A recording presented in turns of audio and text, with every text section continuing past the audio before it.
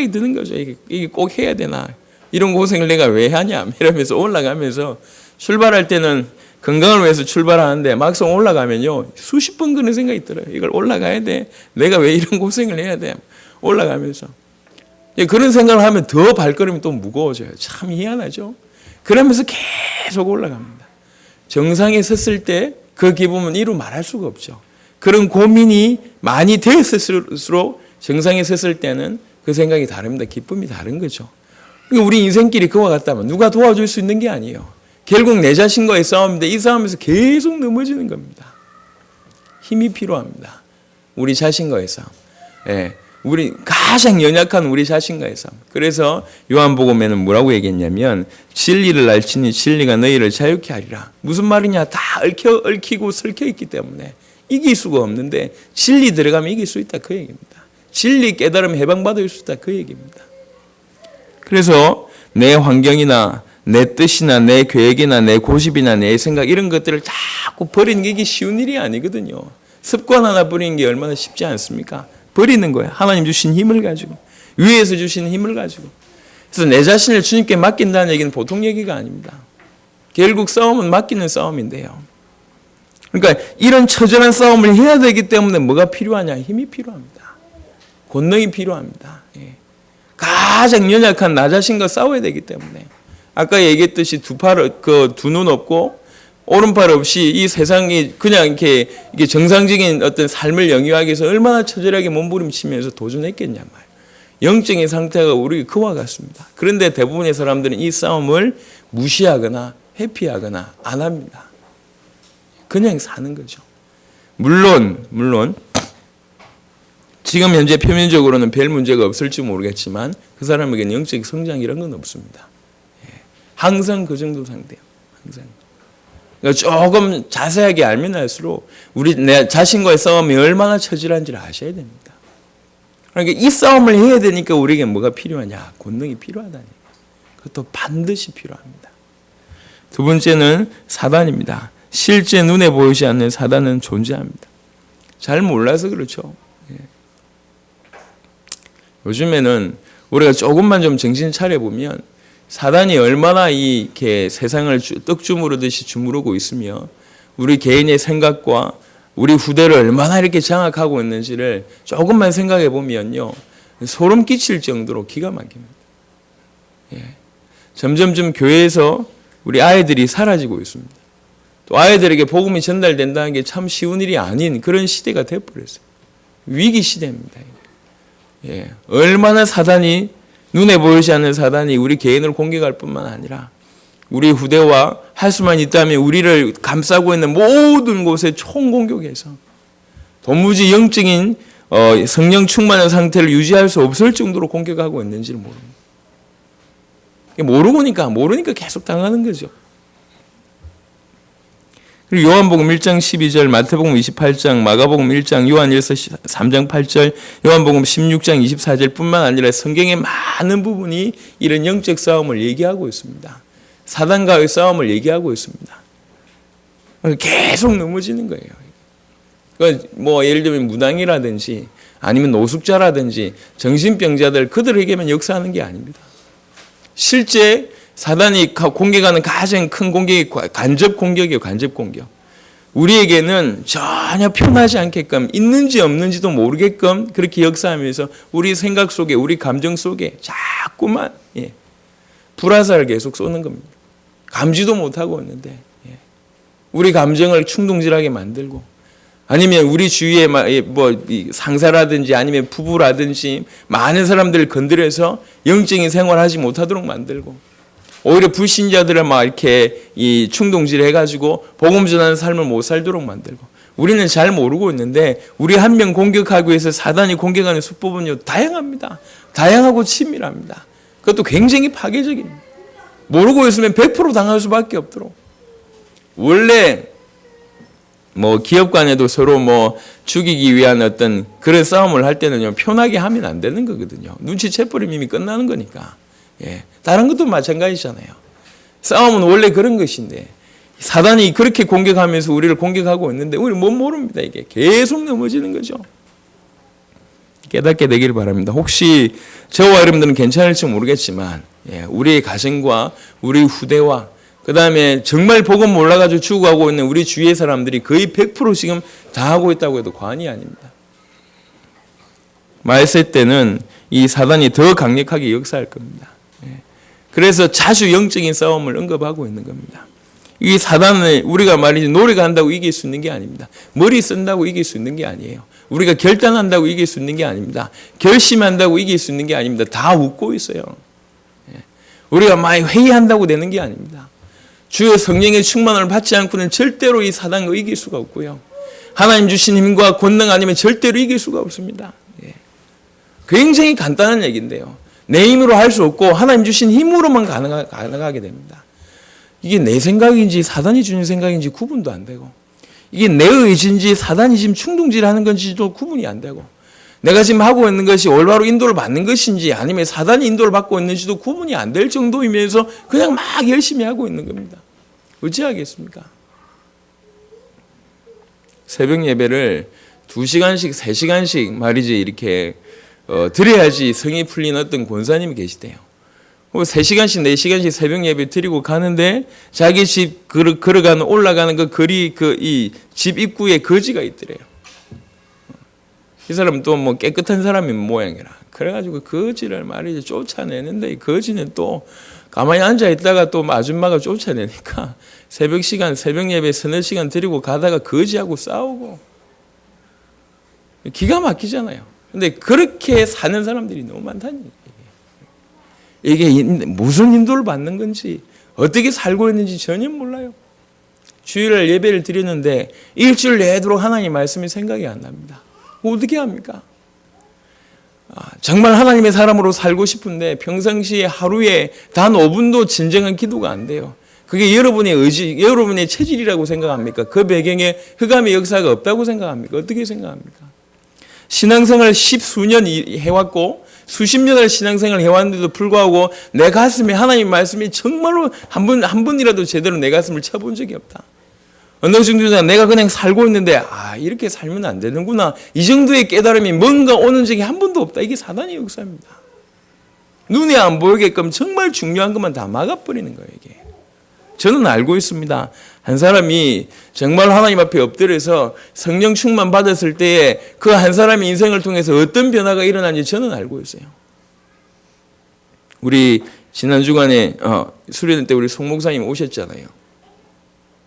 사실 송민규 목사님이 미국에서는 어떻게 보면 지금 유일성 영달을 받고 있습니다. 교회가요 쉬운 교회가 절대로 아니었어요. 어떻게 보면 이렇게 죄송한 표현이지만 악만 남아 있는 교회예요. 담임 목사님이 그것도 여기 일본에 집회 오셨다고 돌아가신 거예요.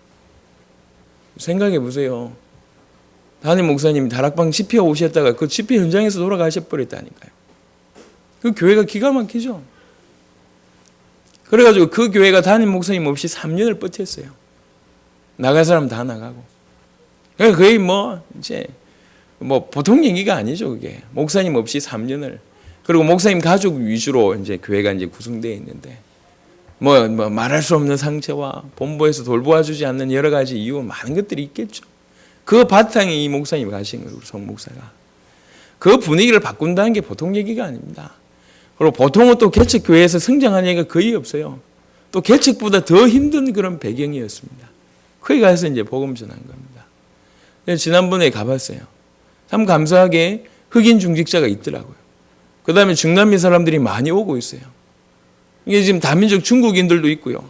통역을 지금 예배 때 통역할 때에 이 순차 통역뿐만 아니라 여러 언어로 동시에 통역을 합니다. 제가 볼 때 참 감사하다. 보통 일이 아닙니다, 이게. 그러니까 그냥 쉽게 얘기해서 그렇지 보통 얘기가 아니에요. 저는 압니다. 한 사람이 정말 성령 충만 받고 정말 하나님의 뜻대로 인도받을 때 그 사람을 통해서 펼쳐질 영향력이 얼마나 큰지 제가 알고 있습니다. 그거를 무식한 저도 이게 알 정도면 사단이 알 거 아닙니까? 한 명이 진짜 은혜 받아서 정말 하나님 인도 따라 주님을 늘 기쁘게 섬기면서 주님 주신 늘 은혜를 갈급해하고 주님 주신 은혜 때문에 늘 감사하고 어쨌든지 주를 위해서 발버둥치는 그런 삶을 계속 살면 그 한 사람을 통해서 어마어마한 역사가 일어난다는 걸 사단이 이미 역사 이래로 알고 있단 말이에요. 그래서 생명 걸고 막는 거예요. 전방위적으로 공격하는 거죠. 우리는 인식도 못하고 있는데 24시간 정말로 치밀하게 할 수 있는 모든 것을 다 동원해서 우리를 공격합니다. 표는 나지 않는데 치밀하게 공격하고 있는 거예요. 그게 지금 100% 지금 당하고 있습니다. 우리 힘으로 이길 수가 없습니다. 예. 그래서 주님 주신 힘 아니고는 불가능합니다. 그런데 분명히 싸워야 된단 말이에요. 싸우지 않고는 이런 인생 살다가 결국 인생 마무리하는 그런 인생이 돼버립니다. 우리 자신과도 싸워야 되고 사단과도 싸워야 되기 때문에 우리에게는 뭐가 필요하냐? 권능이 반드시 필요하다. 하나님 주신 힘이 반드시 필요합니다. 더불어 이 세상은 사단에게 장악되어 있습니다. 아예 놀이기감이요. 출애굽을 여러분 잘 아시지 않습니까? 출애굽 사건은 무슨 사건입니까? 이스라엘 백성들이 이 애굽에게 노예된 사건 아닙니까? 이스라엘 백성들이 애굽 왕 바로의 노예되어 있는 그 사건인데 유월절 어린 양 피 바를 때 빠져나왔다 그 얘기입니다. 애굽의 왕 바로에게서 노예살이, 이게 이제 이스라엘의 모습이요. 이게 이제 보통 인간들의 모습이란 말이에요. 애굽은 세상을 얘기하고 애굽의 왕 바로는 사단을 뜻하고 노예는 거기에 사로잡혀 있는 인간의 모습을 뜻합니다. 여기에서 유월절 어린 양의 피, 그리스도의 피만으로는 건져낼 수 있다 그 얘기입니다. 세상이 전부 다 사단에게 장악되어 있습니다. 이길 수가 없어요.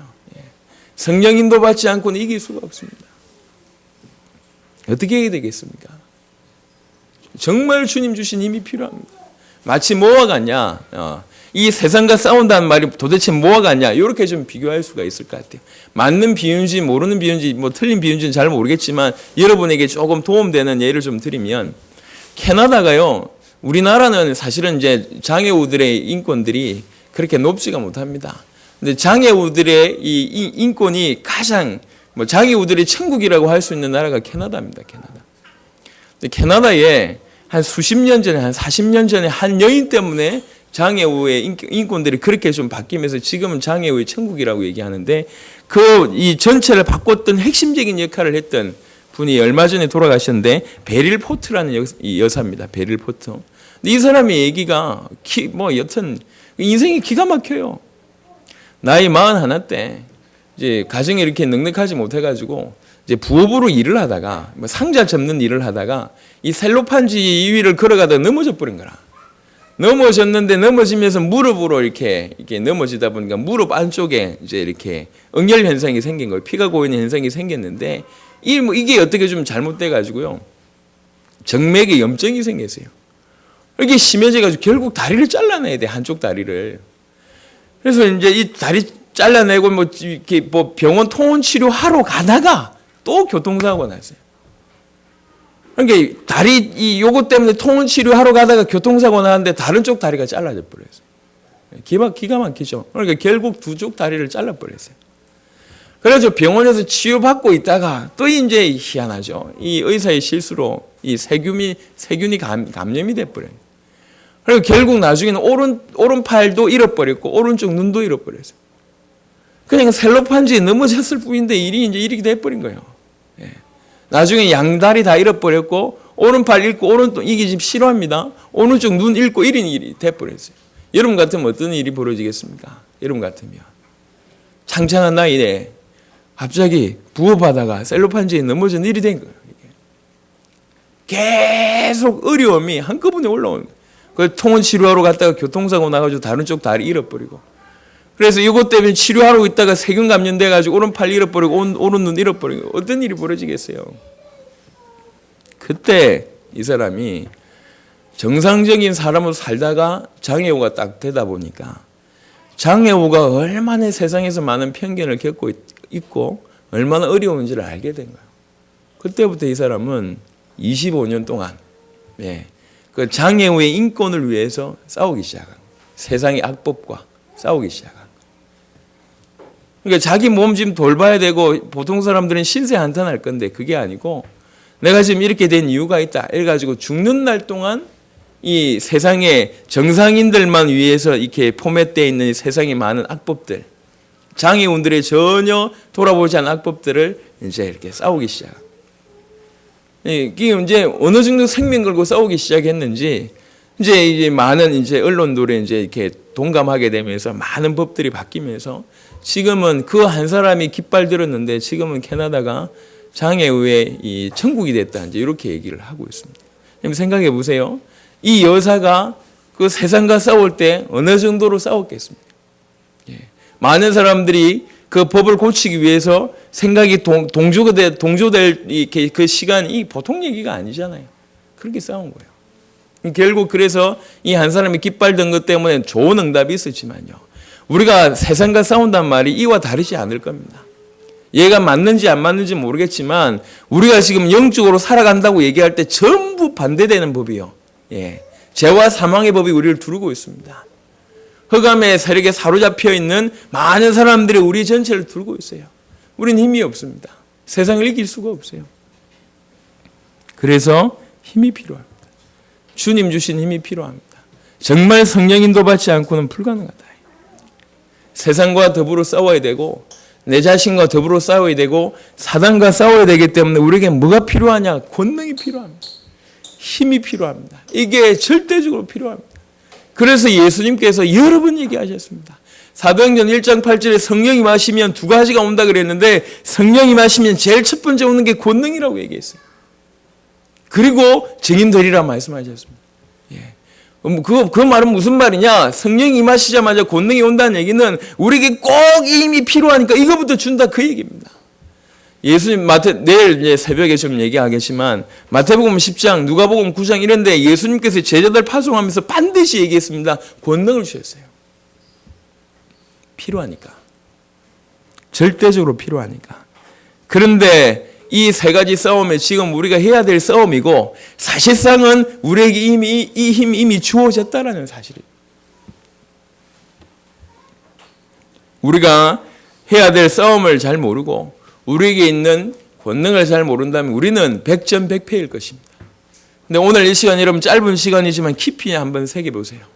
정말 우리가 해야 될 싸움이 맞으며 피할 수 없는 싸움이라는 사실이 맞다면 이 싸움을 인지할 뿐만 아니라 이 싸움을 이길 수 있는 권능이 이미 우리에게 주어졌다는 사실을 깨닫게 되길 바랍니다.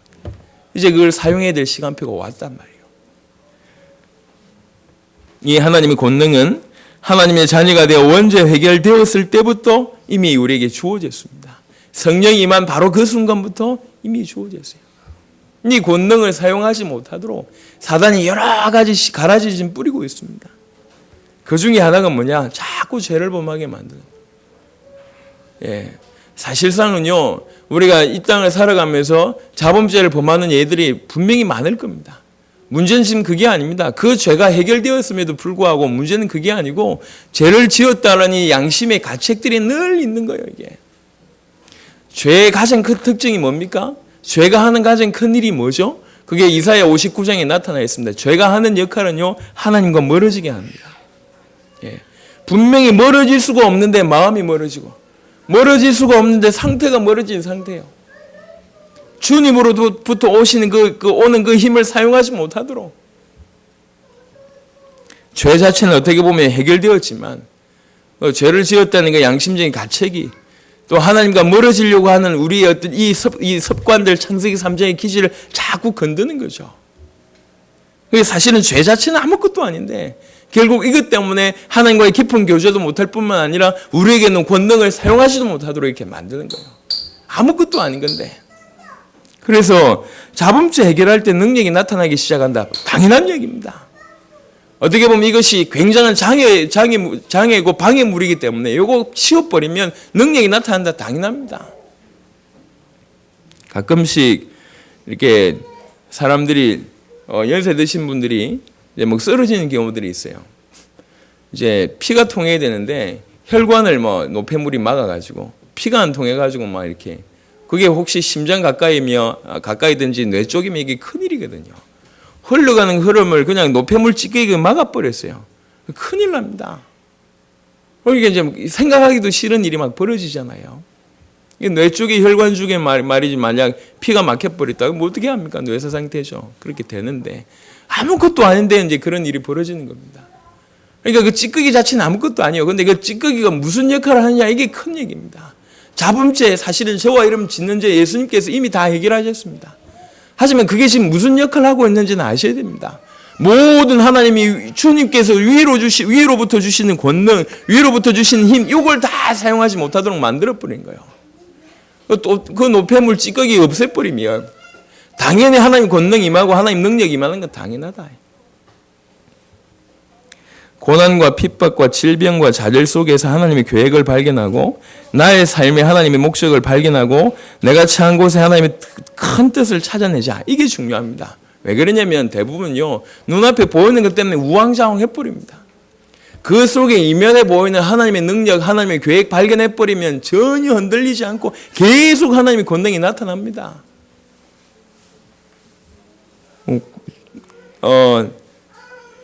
중국에 그 옛날에 이제 우리나라에도 지금 그러는데 중국 옛날에 이제 그 기성자라는 사람이 있었어요. 이 사람은 이제 닭싸움 이렇게 닭싸움 하는 그 닭을 이렇게 훈련시키는 사람이었던 모양입니다.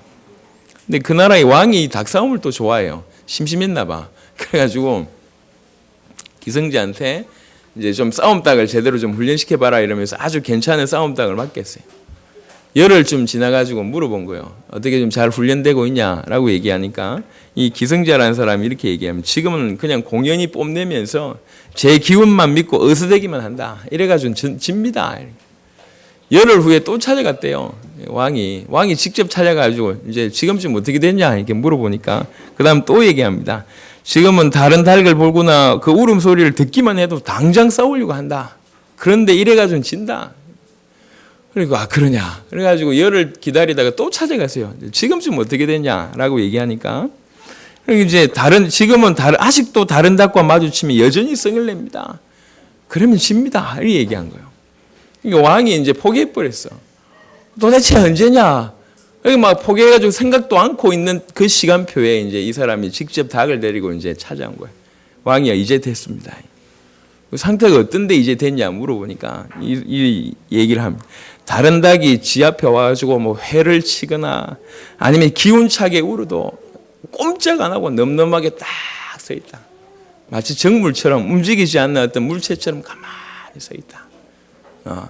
요 상태이기 때문에 이제 적이 어떤 공격을 해도 이길 수 있다. 이렇게 얘기하는 거예요. 이게 싸움닭의 덕목이다. 전혀 눈앞에 보이는 것에 흔들지 않고 가만히 서 있는 거예요. 싸움닭인데 말이에요. 초월해버린 거예요. 상대방의 상황에 상관없이 뭐 회를 치거나 울거나 공격하고 성을 내도 가만히 서 있는 거예요. 이런 닭이 진짜 싸움하면 이긴단 말이에요. 눈앞에 보이는 거 초월해버리니까. 이게 싸움닭의 덕목입니다. 이렇게 얘기한 거예요. 기성자라는 그 싸움닭을 훈련시키는 사람이에요. 닭 훈련시킨 사람도 눈이 이 정도에 열려버리니까 그죠? 우리는 보통의 모든 부분들이 뭐냐면은 눈앞에 보이는 환경, 사건, 많은 이런 것들 때문에 너무 동요되고 그것에 막 흥분하고 그 이면에 숨어있는 하나님의 계획 이런 거 볼 줄 모르니까. 그러니까 진짜 중요한 건 힘 있는 사람은 뭡니까? 그 이면에 있는 하나님의 계획, 숨은 계획, 하나님 뜻 요걸 보는 거예요. 이런 사람은 계속 성공합니다. 이런 사람에게 진짜 하나님의 큰 능력이 나타나는 거죠. 당연할 거 아니겠습니까? 하나님의 권능. 진짜 하나님의 권능을 위해서 기도할 때 하나님 능력이 임합니다. 더 중요한 것은 정말로 그리스도로 만족할 때 승리할 수 있습니다. 파리에서 실제로 있었던 일인데요. 불이 났어요. 이 서민 아파트 단지였나 봐요. 조금 시간이 좀 지난 얘기인데요. 서민 아파트인데 불이 나버렸어요. 밑에서 불이 올라오는 거예요. 4층에 있었는데 한 가족이요. 4층에 있었는데 그날 어머니가 안 계셨고 아버지가 이 사남매를 데리고 있었는데 사남매가 다 어려요. 첫째가 9살밖에 안 됐으니까. 첫째가 9살, 막내가 3살이라. 근데 불이 난 거예요. 밑으로 내려갈 수가 없어. 위에 올라갈 수 있는 길도 없고요. 방법이 뭐냐면 마치 이 서민 아파트다 보니까 옆 아파트하고 거리가 성인 남자 키 정도에 되는 거리였던 모양입니다. 불이 나니까 다급하죠. 어디서 사다리 구할 길은 없고 애들은 어리죠. 그래가지고 실제로 이 사람이 뭔 역할을 했냐면은 그 이제 팔을 뻗어가지고 다리 역할을 한 거예요. 이 아파트하고 자기 아파트하고. 그래가지고 아이들 설득해 가지고 한 명씩 자기 위를 타고 건너게 합니다. 막내 3살짜리 막내까지 끝까지 다 건너게 하고 나서 힘 빠져가지고 떨어져 죽어버렸어요. 파리에서 있었던 일입니다. 그러니까 기가 막히죠. 어쨌든 이제 애들 살려보겠다고 이제 그래. 그러니까 이 애들이요, 그 장면 평생 기억할 거 아닙니까? 아버지가 자기를 위해서 어떻게 이 희생하셨는지 평생 기억할 거 아닙니까? 이 사람들, 이 아이들이 남은 인생 어떻게 살겠습니까? 아버지의 목숨을 대가로 해서 자기가 살아났다. 인생을 함부로 살겠냔 말이에요. 정상적인 생각인 사람. 우리는 가끔씩 구원받았다라는 얘기를 너무 우습게 생각할 때가 있습니다. 조금 성경적인 좀 지식을 가지고 있는 사람이라면 구원이 얼마나 위대한지 알게 됩니다. 예수님의 십자가가 무슨 말인지 알게 됩니다. 정말로 진짜 핵심적인 성경의 내용들을 정말 묵상하게 된다면 예수님의 십자가의 의미를 깨닫게 되고 예수님 십자가 달려 돌아가시면서 우리에게 주신 축복이 얼마나 위대한지 알게 됩니다. 예수님께서 우리에게 주신 권능은 그냥 쉽게 준 권능이 아니에요. 애따 받아라 이 얘기가 아니라니까. 우리에게 이런 권능과 이런 축복을 주시기 위해서 주님 치르신 대가는 이거 비교할 수 없는 겁니다. 엄청난 대가를 치르시고 우리에게 주신 것이 축복과 권능이라는 겁니다. 얼마나 소중한 겁니까? 모르니까 사용을 못하는 것이지 너무 소중하고 귀한 겁니다. 말씀을 마무리하도록 하겠습니다. 하나님의 권능이 언제 나타나는가? 오늘 우리는 질문을 하나 더 해야 되겠습니다. 하나님의 권능이 꼭 우리에게 필요한가? 오늘 여러분 영적인 눈 열리시길 바랍니다. 우리에게는 하나님의 권능이 반드시 필요합니다. 절대적으로 필요합니다. 우리는 피할 수 없는 3가지 싸움 앞에 직면해 있습니다. 우리는 사단과 싸워야 됩니다.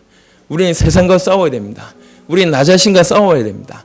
우리가 싸움하기 싫다고 피할 수 있는 게 아니에요.